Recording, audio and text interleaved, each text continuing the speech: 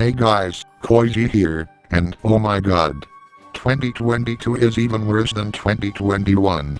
I can talk all day about the amount of absolute disrespect towards animation, the LGBT+ community, women's rights, critical race theory, done controlling the Walt Disney Company, or the profound loss on both our nation and Warner Brothers with their stupid Discovery merger. I almost committed suicide because of those GOPers that shall not be named. I may cool off at the start of this list, but one of the worst things about this year is some of the animated films that are either underwhelming or overrated. I'm Koichi, and this is the top 10 worst animated films of 2022.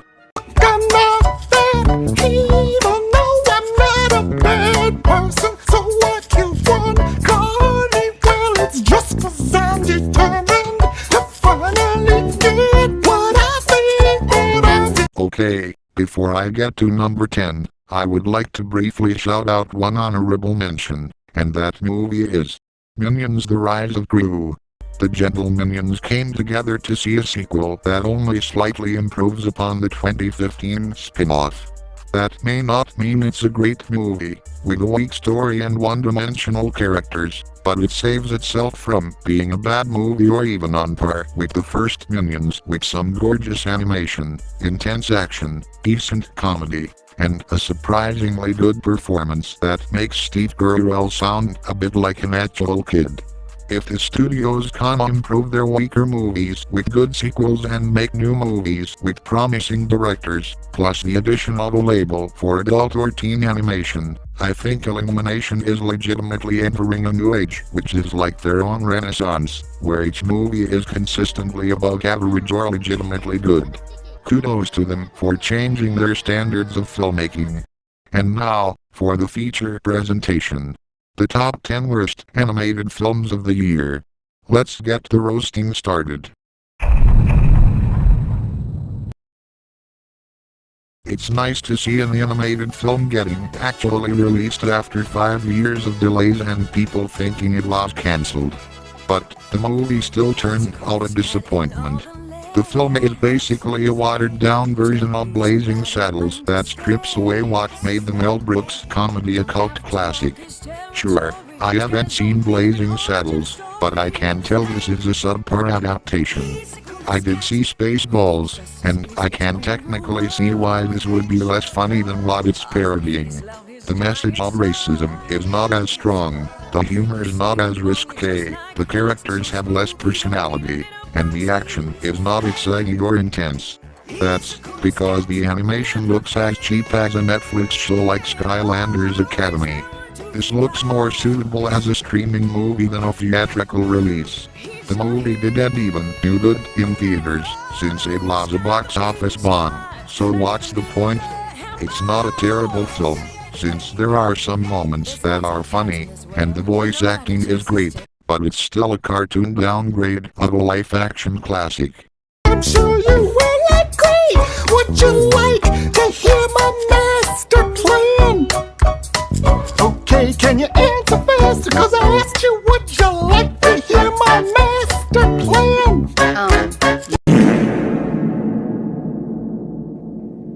Speaking of cartoon downgrades of live-action classics, here's Night at the Museum returning with a subpar animated fourth installment. I have seen the original trilogy, but not in 6 or 5 years, so I may not remember much about the events in those movies. All I know is that there's this night guard who has shenanigans with the statues that come to life at his museum at night. In this film, the night guard's son takes his job, and they bring back the antagonist of the second installment. You know exactly where this goes. This movie is so predictable that it makes Paws of Fury look like Van Slam. And there's no good comedy that could make this engaging or entertaining. But it's hard to hate this film, because the heart's in the right place, and the animation looks good enough for a feature film. I did not have high expectations for this film because of Disney Plus's track record when giving 20th century franchises an animated comeback. alongside a certain sequel that ends up in the honorable mentions for the best list. This film turned out better than I thought, just a margin. I'm sure you will agree. Would you like to hear my master plan? Okay, can you answer fast? Cause I asked you, would you like to hear my master plan?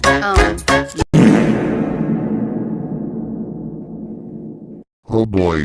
What can I say about that Warner Brothers Discovery merger that I previously mentioned? It destroyed too much animation at the Warners with all the cancellations that happened, including a bunch of Cartoon Network projects, 2 Looney Tunes movies, 2 Christmas specials, and the most infamous cancellation of all, an animated Christmas movie from Warner Animation Group called Scoob Holiday Hunt. So, what did this animation studio release instead? A rip-off of The Secret Life of Pets with the theme of DC superheroes slapped on it. I know the story didn't copy as much from Toy Story as the Illumination film, but the concept is still there. All they did there that's different from that movie is a generic superhero team-up story with absolutely no surprises to back it up. Again, this movie has no good comedy to make it engaging or entertaining, and the writing is so bad that the heart is not as effective as it was for the last film on this list. Most of the animation did go for a decent Spider-Verse style look, but some of the character design is hideous, especially Batman and Lulu. You know, I used to like Warner Animation Group because of not just the Lego movies, but also their original animated underdogs like Storks and Smallfoot, but this makes me realize that they're not in a good spot at all, and it even makes me realize that I tricked myself into liking Scoob and Space Jam: A New Legacy.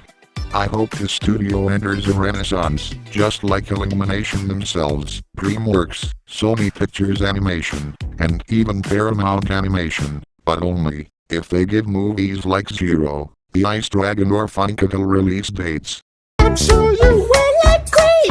Would you like to hear my master plan?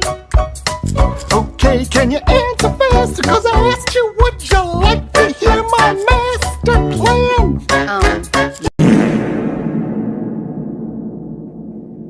Speaking of original animated features, someone has entered the ring, and their name is Skydance Animation.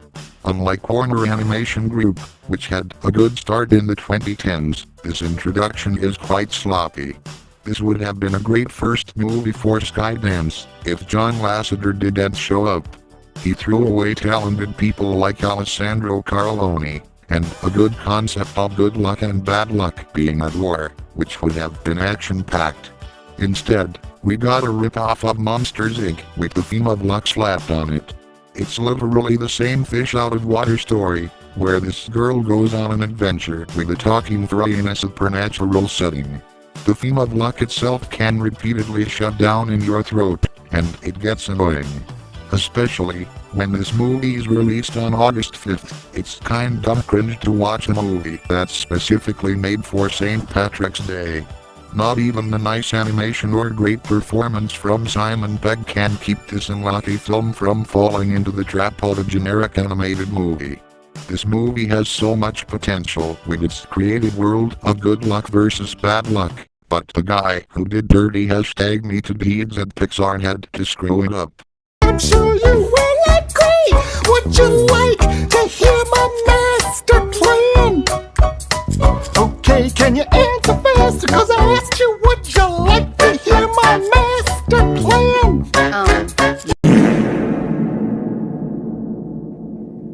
This year, we have 2 Christmas carols that came out in a span of a few weeks. Apple TV Plus brought out Spirited, which is the best musical that Pasek and Paul wrote so far, and Netflix brought out the most generic cartoon Christmas carol you would ever see. They did nothing new with the source material and made everything generic.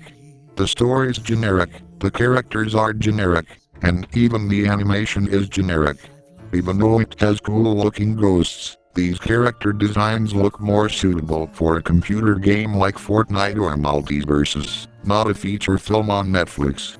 This is the 2018 Grinch all over again. But at least that movie changed the title character's backstory a bit. All this movie did was flat musical numbers on it.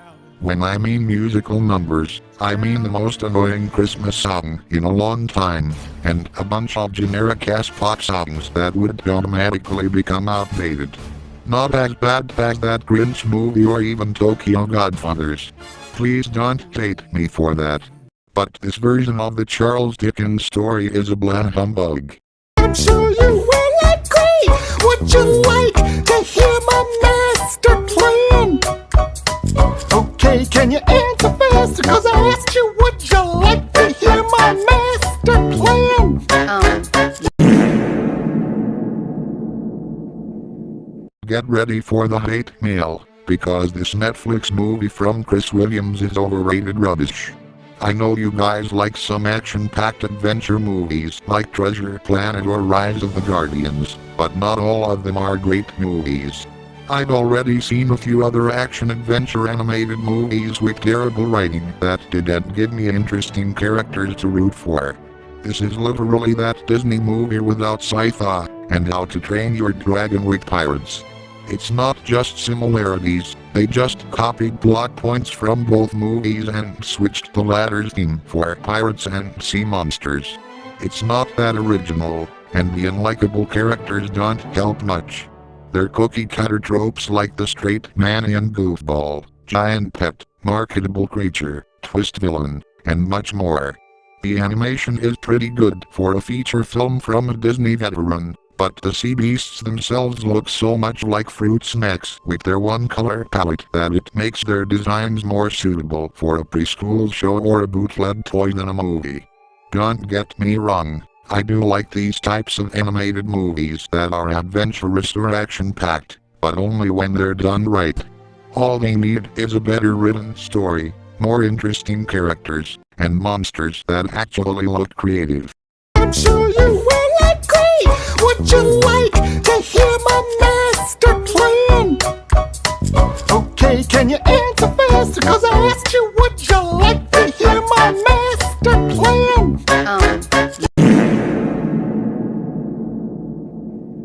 This is just an extra movie to put on my ranking just to fill the worst list. Well, it is from Netflix, and it's produced in the US, and according to the list of animated feature films of 2022, that makes it count as a mainstream animated feature. It's not like I have anything else in there to put on this list that counts as a major release. Also, there's the FIFA World Cup that happened in 2022, so why not celebrate the sports event by watching a soccer-themed ripoff of Space Jam? I wish I was watching the World Cup itself. I'm serious, this is a Space Jam ripoff. It's a sports flick, just like Space Jam. It has animation, just like Space Jam. It has mutants, who act like the monsters from Space Jam. It has an A-list celebrity playing himself, just like Michael Jordan and LeBron James did in the Space Jam movies. It even has toilet humor, just like Space Jam. Come on, Netflix, show some originality. Oh, and the animation doesn't help. It's poorly rendered, and the main character looks like ass. The only thing that's really saving this from getting, like, a 3 or 2 out of 10, similar to the next 2 movies on this list, is Weird Al Yankovic. His performance is like Steve Martin in Looney Tunes Back in Action, or Jim Carrey in the live-action Sonic movies where he's just being himself, which has enthusiastic energy being put onto a villain. But that performance wasn't good enough to have the movie avoid a 4 out of 10, or a number 4 on this top 10. I'm sure you will agree. Would you like to hear my master plan? Okay, can you answer fast? Cause I asked you, would you like to hear my master plan?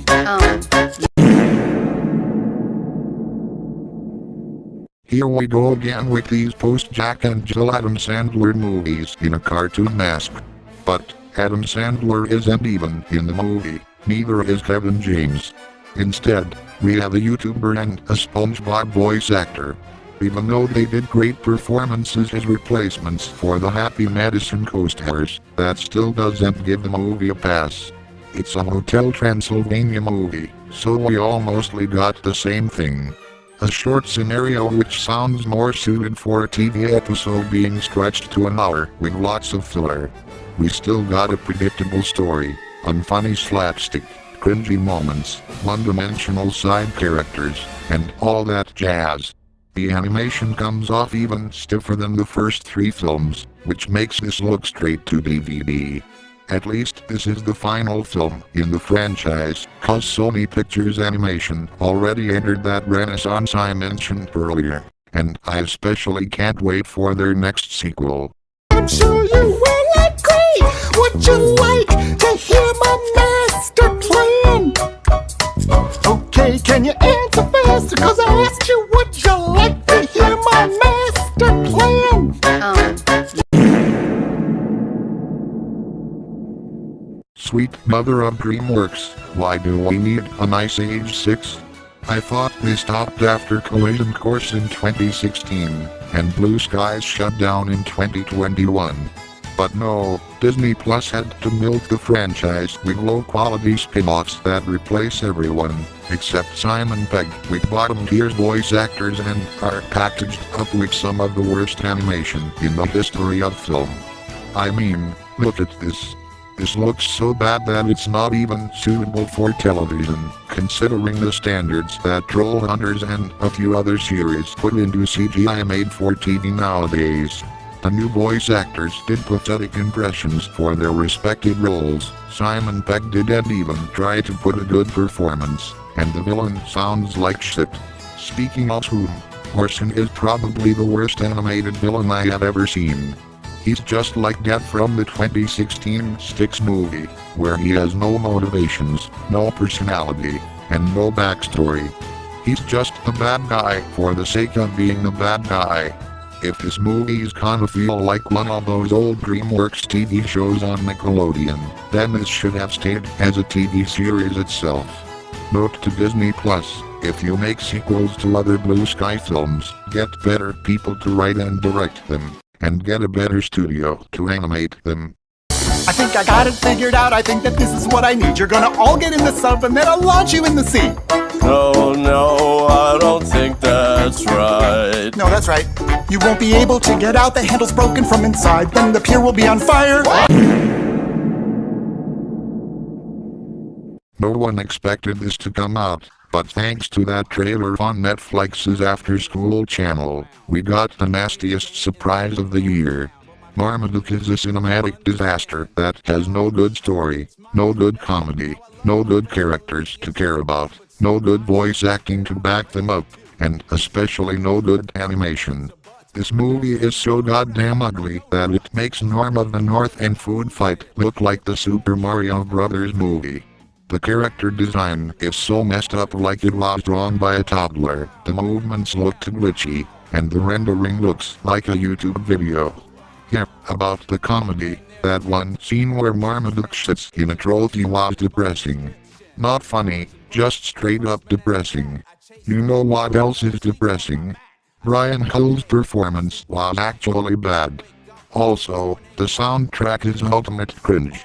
This is not only the worst animated film of 2022, but also the worst animated film you can find on Netflix, the worst movie you can find there, one of the worst animated films ever created, and so far, the worst animated film of this entire decade. I freaking hate Marmaduke. And that's all I got for the top 10 worst animated films of 2022. Thankfully, 2023 looks so good for animated films that I won't need to do a worst list. Period. The only animated films this year that I'm pretty are Mummies and Spellbound. If you want to hear my thoughts on those films, you're gonna have to read my reviews when they come to Letterboxd. Speaking of which, you can follow my Letterboxd by clicking my link tree in the description below and clicking the link to my Letterboxd there, and to follow my other accounts on this great internet. Thanks for watching. Like, comment, share, subscribe, all that jazz. This is Koizi, signing out.